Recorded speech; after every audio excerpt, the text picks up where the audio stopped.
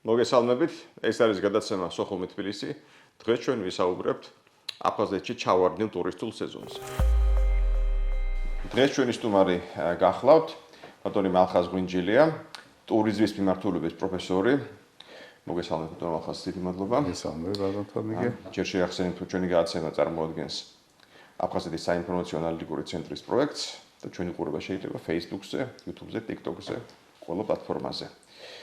ერთხელ მოგესალმებით, გასაგებია ალბათ ყველასთვის, რაზე იქნება ჩვენი საუბარი ტურისტული სეზონი აფხაზეთში, რომელიც აშკარად ჩავარდნის პირასაა და ეს მიუხედავად იმისა, რომ გაიხსნა სოხუმის აეროპორტი, გაიხსნა ისე და ისე ამაზე ერთხელ გვითქმას, მაგრამ გავიმეორებ გადაცემაში გვითქმას, რომ ძირითადად ცხადია ოპერირებენ დაბალბიუჯეტიანი რუსული ავიაკომპანიები, რომლებიც არ ემსახურებიან საერთაშორისო რეისებს, იმიტომ რომ ვინც საერთაშორისო რეისებს ემსახურება აეროფლოტი, მას ცხადია ხა სანქციების ეშინი, იმიტომ რომ მოვალეში უნდა დაუბრუნდეს ოდესღაც საერთაშორისო ფრენებს და თუმცა არ უნდა რომ სოხუმში იფრინოს.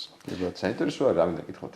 ეს დაბალბიუჯეტიანი რაღაც ადგილობრივი ავიაკომპანიები დადიან სოხუმში და როგორც ირკვევა ბილეთები საკმაოდ ძვირია და იმ რუს ტურის რომელსაც ესე ვთქვათ, აქვს საშუალება რომ იყიდოს ეს ბილეთი, როგორც ირკვევა, არ უნდა რომ ჩავიდეს აფხაზეთში დაისვენოს, იმიტომ რომ თუ ამდენი ფული გაქვს, ამდენი გადაიხადო ბილეთში, რა აფხაზეთში დაისვენებ. აი ძალიან უცნაური სიტუაცია შეიქმნა. აეროპორტი გაუხსნეს, მაგრამ ვერ სარგებლობენ, ხო, ფაქტია. კი ბატონო, მე კიდევ ერთხელ მოგესალმებით და მადლობას გიხდით მოწვევისათვის. რაც შეეხება თემატიკას აფხაზეთში და თუნდაც რუსულ-აფხაზურ ურთიერთობებს და მათ პირდაპირ თქვათ სავაჭრო ურთიერთობებს, იმიტომ რომ აქ ვაჭრობის დონეზე ეს ყველაფერი პოლიტიკა ქცეული, იმიტომ რომ მათ ჰქონდათ დათქმა იმის შესახებ, რომ თუ რაღაც გარკვეულ ობიექტებს, რომლებიც წარმოადგენდა თავის დროზე სამთავრობო აგარაკებს აფხაზეთში დათმობდნენ, ამ შემთხვევაში იქნებოდა რაღაც გარკვეული ინფრასტრუქტურული პროექტების განხორციელება რუსეთის მხრიდან. და ამიტომაც ეს ერთ-ერთი მომენტია, რომ რაღაც გარკვეული რაღაც ფიდბექი მისცეს მათ აფხაზებს, რომ ნუ აი რაღაც დათმეთ რაღაც პატარა იგი, ამიტომ ამ თემაზე წამოვიდნენ სასაუბრო. რაც შეეხება იმას, რომ ბაბუშერის აეროპორტში რა გაიხსნება და რა არა, მას არსებითი მნიშვნელობა პირდაპირ მინდა გითხრათ არ აქვს, იმიტომ რომ ისინი არ არიან ეს არის ასეთი ქსელი საავიაციო IATA, ასე აბრევიატურა, საერთაშორისო ქსელი, რა თქმა უნდა, მათი წევრი არ არიან, ამიტომ ისინი იმ სპეციალური კოდებით არ სარგებლობენ და ეს არის უბრალოდ შიდა ფრენები, რომელსაც აბსოლუტურად მხოლოდ სიმბოლური დატვირთვა აქვს, ფასები იმიტომ არის მაღალი, რომ რა თქმა უნდა ოპერირებენ რუსული ავიაკომპანიები და ისინი სხვაგან ვერ ოპერირებენ, მათ მხოლოდ შიდა სივრცეში აქვთ ოპერირების უფლება, განსაკუთრებით აეროფლოტს.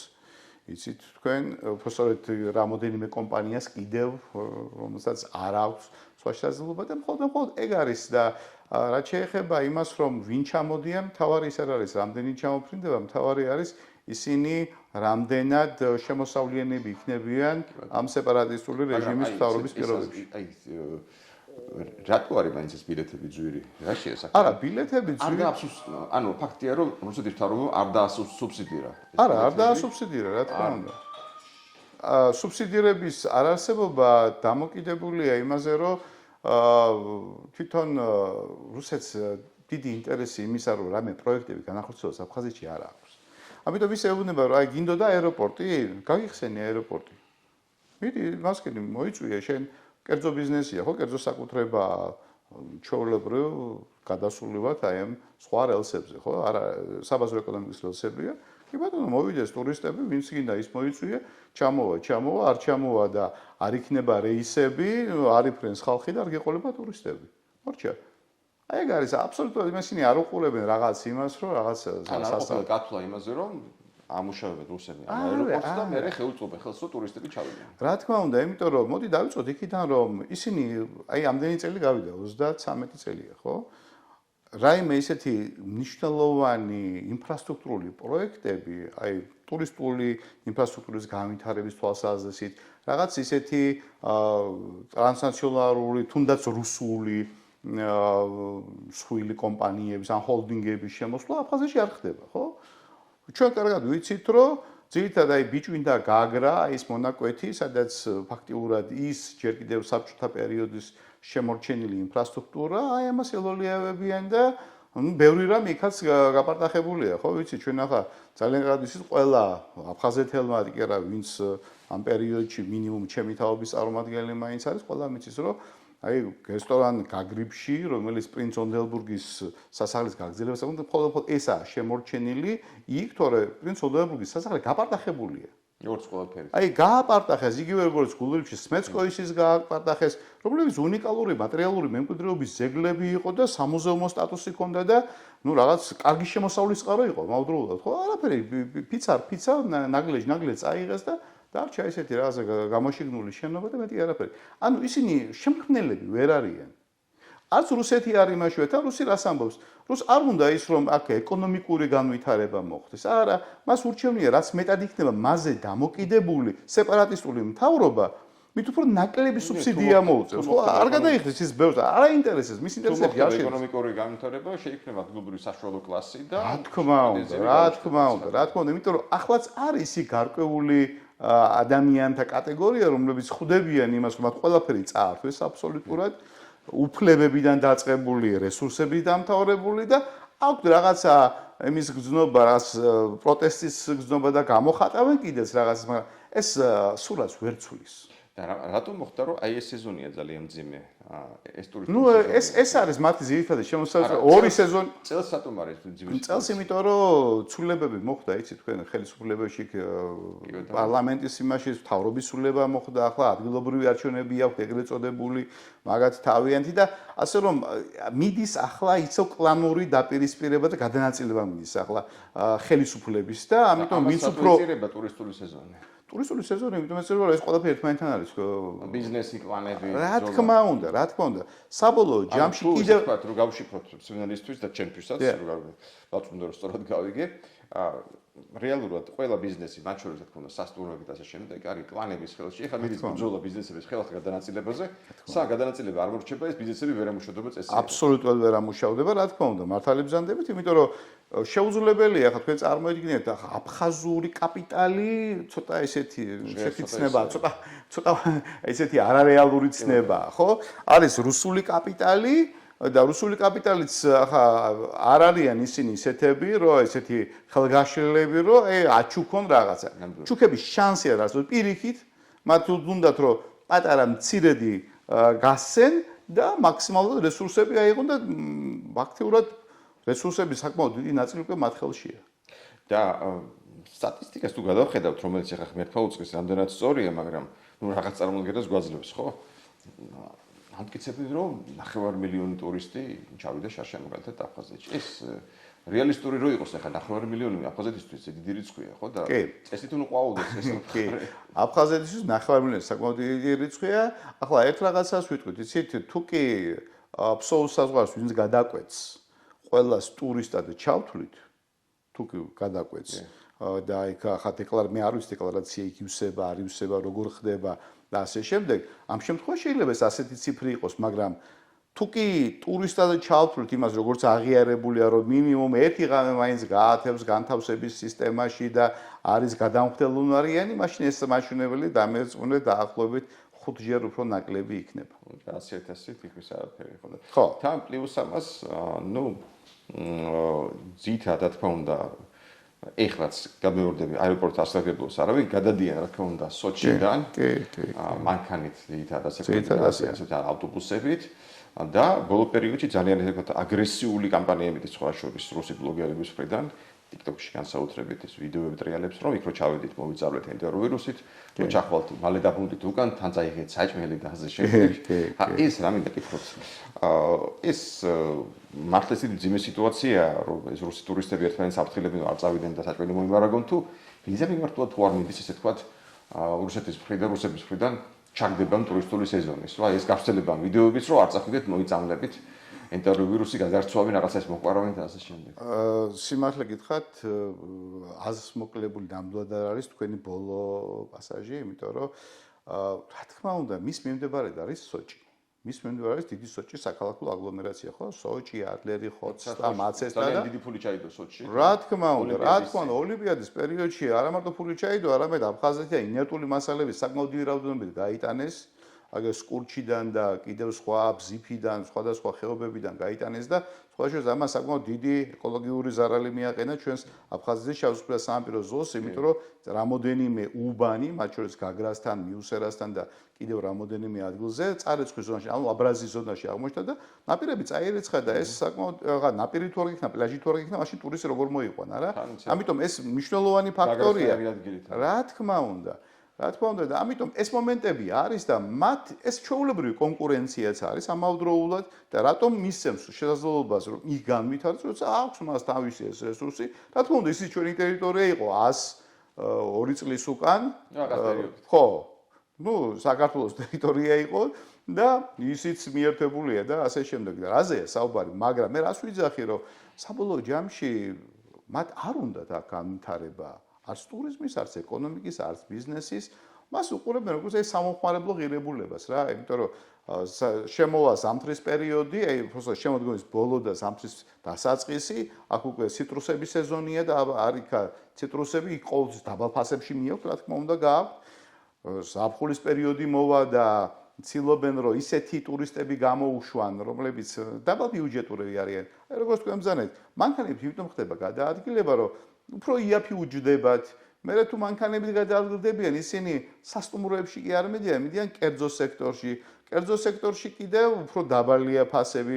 როდესაც დაბალია ფასები, ისინი დიდ მომსახურებას არ ითხოვენ. დიდ მომსახურებას არ ითხოვენ, კვებიდან თუ შემოსავალი არ შემოვიდა, მარტო საწოლ ადგილებით შემოსავალი არ ფსაკომის და ამიტომაც აფხაზები საკმაოდ გაბრაზებულები არიან და სხვა მოსახლეობა და პლუს ამას ემატება კიდევ ერთი გარემო, რომელსაც ქვია ქურდობა. ძალიან ბევრი ახლა მე საიტებზე რუსი ბლოგერების თემებზე ბევრჯერ მინახავს რომ აი ჩადაგულია მინი ვიდეოები აი დავტოვე მანქანა და საბუროები არ დარჩა დავტოვე მანქანა და საქარე ისინი მოაცილეს წინა უკანა ხო და ერთმა საერთოდ დაწერა რომ ჩავედი ზღვაზე და ამოვიდა საცურაო შორტები და რაღაცები არ დამხვდა ხო ამ ეს ჩვეულებრივი თემაა, რატომ იცით, როცა სოციალურად უჭირს იმ ადამიანებს და რაღაცე, ისინი მიზეს მიიჩნევენ, რომ თუ ჩვენ გვინდოდა დამოუკიდებელი ყოფილიყავით, თუ ჩვენ გვინდოდა ასე ყოფილიყავით და ვჩებით ასე ვართ, მიზეს ეძებენ იმ ადამიანებს, რომლებიც მათ რეალურად არ დაეხმარნენ, ხო? ანუ იმ ეთნიკური ჯგუფის წარმომადგენლებში და ამიტომაც ისინი მიყვებიან იმ ხერხს, რომელთაც შეიძლება რაღაც დამატებით ისიც რომ ან და პირიქით შეიძლება შემოსავლის წყაროც არ იყოს იგი, მაგრამ უბრალოდ გააბრაზონ ისინი. საინტერესოა, იმიტომ რომ ანუ ისინი თვლიან რომ არ მიიღეს საკმარისი რუსებისგან ისე გამოდის. რა თქმა უნდა, არ მიიღეს, იმიტომ რომ ისინი ხომ ცდილობდნენ მათი ქონ ეგონათ რომ აი თუ ქართველებისგან ჩვენ გამთავისუფლდებით, ვიქნებთ რეალური დამოუკიდებლები, აი ყველაფერი ჩვენი იქნება, რესურსები ჩვენი იქნება, ვიქნებით მდიდრები, ვიქნებით აი ჩვენ საქართველოს გვართმევს ყველაფერს თორემ საქართველოს გარეთ ჩვენ ვიქნებით აყვავებული მხარე და ყველა ხედავს რომ აყვავება კი არა აი მაგალითად თუ იმეს გინახავთ ტყვარჩელის და ეს ადგილები ტყვარჩელი წარმოგიდგენთ რომ არა მარტო თბოელექტროსადგური იყო იქ არამედ იყო ასევე ბალნეოლოგიური ცენტრი აი როგორც წყალტუბოს წყალი ქართველებით დასახლებული ქართველებით იყო დასახლებული და გამოვიდნენ ქართველები და არის მკვდარი ქალაქი მკვდარი ქალაქი როგორი უნდა იყოს არის ალბათ ერთი ჩერნობილი და მეორე ის აკამარანი საშუალება ну საინტერესო რუსული ანდაზა არის როგორ თარგმნონ за что боролись на то и наборолись როგორ იქნება ქართულად ხო იმას დავეცითო ისეთ ვიბრძოდით იმაზე წამოვიგეთ იმას წამოვიგეთ კი სუსტად ესე გამოდის და თუ მოხდა ისე რომ აი ბოლოს და ბოლოს აფხაზური საზოგადოება და მთავრობა ერთწოდებული მთავრობა ესე თქვა ბოლოს და ბოლოს დამორჩილდა რუსეთის ნებას და მიიღო ის კანონები რომელსაც ითხოვს მისგან მოსკოვი რომ აი მისცეს რუსეთს ინვესტიციების განხორციელების საშუალება და უძრავი ქონების შესყიდვის საშუალება და მე განვითარდა რაღაც დონეზე ინფრასტრუქტურა. ეს თქვენ მითხოვეთ ეს ახლა სოფტვერი მზადებელი და რამდენ წელიწადში მოიწევს ეს ისე თქვათ, ну, პირდაპირ გარუსებას იქაურობის. მე ერთ რაღაცას ვფიქრობ და მე მაინც დარწმუნებული ვარ ერთ რამეში. რუსეთი ამას გააკეთებს მხოლოდ და მხოლოდ იმ შემთხვევაში თუ კი აფხაზეთის ყირიმიზაცია მოხდება. სხვა შემთხვევაში ეს ფინანსებს იქ არ ჩადებს. თუ მისია ნამდვილად. თუ მისი იქნება ნამდვილად. სხვა შემთხვევაში რუსი არ არსებობს, რომ ინვესტიცია არსად არ მომხდარა. არ ნახოთ ნესესპირეთი ავიღეთ, ნებისმიერი სხვა კონფლიქტური ზონები აიღეთ, ინვესტიციას არ ახორციელებს ის იქ, სადაც, მაგრამ არც ყირიმში გაუხორციელებია პრინციპში. თქვა სიმართლე, ყირიმში ახლა ეს იალტა, კალუშტა და ისინი არსებობდა ისედაც და ხო, ის იყო ისედაც განვითარებული და ესეთი ყირიმის სამხრეთ მხარის კურორტები, მაგრამ ახალი ინვესტიცია არ განუხორციელებია. ამიტომ არც უნდა ველოდოთ ამ იმას, რომ რაღაცა რუსეთი აქ რაღაც დიდ თანხას ჩადებს. ანუ პარალელურად მოხდება ალბათ გარუსება, ესე თქვა, ყირიმიზაცია და იქ თანხებით ჩადება. თუ მოხდა ყირიმიზაცია და თუ მოხდა პირდაპირ თქვა, რომ ეს ჩემია და ნუ მე ამის შესახებ უკვე სიჩუმე აღმოჩნდა მთელ სოფლიო გეოპოლიტიკური წესრიგი შეიცვალა და გაჩუმდა სოფლიო გაჩუმდა სოფლიო სამწუხაროდ დაბას ახლა ინდა თუ არ გინდა სოფლიო მას გადააღლაპავს იმიტომ რომ ეს სიტუაცია სამწუხაროდ ხო დამოკიდებული არის იმაზე რატომაც უფრო მოითვეს ამას აფხაზი ხალხი რომელიც აქამდე დამოკიდებულისთვის რა ვიცი ნუ იცით რა არის სიტყვა აფხაზი კიდე ის ახლა მე ისტორიკოსი არა ვარ მაგრამ ცოტა ესეთი რაღაც გახდა უყურეთ ჩვენ ვიცით რეალურად ეთნიკური აფხაზი ვინ იყო და ვინ არის დღესაც უბრალოდ ამის შესახებ ინფორმაცია ძალიან ბევრს არ აქვს და იქ ძალიან ბევრია ქართულენოვანი გვარები, წარმომადგენლები, არიან გადმოსული ჩრდილოკავკასიელი ხალხები, ხალხი უკაცრავად და ძალიან ესეთი არეული სიტუაცია. იქ ვერ ვიტყვი თუ ჩვენ ეთნიკურ აფხაზზე ვსაუბრობთ, ჩვენ უნდა გავიცნობთ იმის შესახებ ინფორმაცია, რომ აქ მათზე არანაკლებ მეტი რაოდენობით არის ეთნიკური სომეხი. ასე რომ აქ მათი ფაქტორიც ისინი რომ ვიცოდეთ ბიზნესში და აი ამ სავაჭრო ურთიერთობებში უფრო მეტად სომხური ლობი რო ეთნიკური აფხაზები ისე თქვა ახერხებენ რაღაცნაირ პოლიტიკურ კონტროლის შენარჩუნებას. არა, პოლიტიკურს ახერხებენ ჩაულებრივი თემა, მაგრამ რაც შეეხება ბიზნესის კეთების კუთხით სომხური ლობი საკმაოდ ძლიერია, არა მარტო იქ, არამედ რუსეთშიც. ნუ ზოგადად, ალბათ ყველგან. ხო, კი, შეიძლება ითქვას ყველგან, მაგრამ ნუ ამიტომ ამ ფაქტორის გაუთვალისწინებლობა არ იქნება და თან პლუს ამას მათ რუსეთში საკმაოდ კარგი მხარდაჭერა აქვთ. ეს ძალიან საინტერესო ფაქტორია. და მაგრამ ამას მე მგონი ცალკე გადაცემა ჭირდება და ნუ ჩვენი გადაცემის ესე თქვათ დრო ამოგვეწურება და მომავალში სწორედ მოდი იქნებ მაქს თემაზე გვესაუბროთ, გელოდებით. აი ეს ადგილობრივი სომხური დიასპორა და მათი მხარდაჭერები მოსკოვში. ეს მართლაც სერიოზული თემაა, იმედებს რომ სომხური დიასპორა რუსეთში საკმაოდ გავლენიანია. კი, საკმაოდ გავლენიანია და ახლა ეს ფაქტორი იქნება ცხადი ისეთ თემაში, როგორც არის აფხაზეთი, რომელიც პატარა ძალიან ცხადია რუსეთის მასშტაბით. არა, რა თქმა უნდა.